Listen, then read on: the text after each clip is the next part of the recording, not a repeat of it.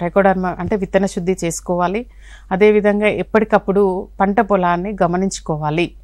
ఎప్పటికప్పుడు గమనించుకున్నట్లయితే మనకి పంటలు అంటే ఎంతవరకు వాటి యొక్క ఎదుగుదల ఉన్నది అనేది తెలుస్తుంది. అదేవిధంగా మనకి ఏవైనా తెగుళ్ళు ఆశిస్తున్నాయా లేకపోతే ఏవైనా పురుగులు వస్తున్నాయా అనేది మనము ముందుగానే వాటిని గుర్తించి వాటికి తగిన విధంగా మనము యాజమాన్య పద్ధతులను చేపట్టడానికి ఆస్కారం ఉంటుంది.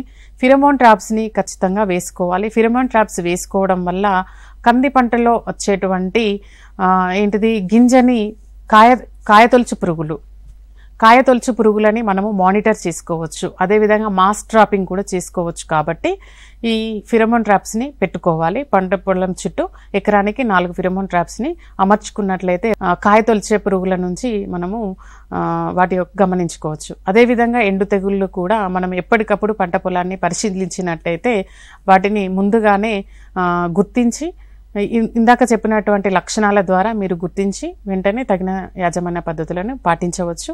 అదేవిధంగా మంచి రకాలని ఎంచుకోండి. అంటే ఏదైతే తెగులని తట్టుకుంటాయో అటువంటి రకాలని ఎంచుకోవడం ద్వారా మీరు అధిక దిగుబడిని పొందవచ్చు. కంది పంటని ఇప్పుడు మనకి మార్కెట్ ప్రైస్ కూడా మంచిగానే ఉంది కాబట్టి మంచి యాజమాన్య పద్ధతులని పాటించినట్లయితే మంచి దిగుబడిని పొంది అదేవిధంగా ఆదాయాన్ని కూడా ఎక్కువ పొందగలరని ఆశిస్తున్నాను.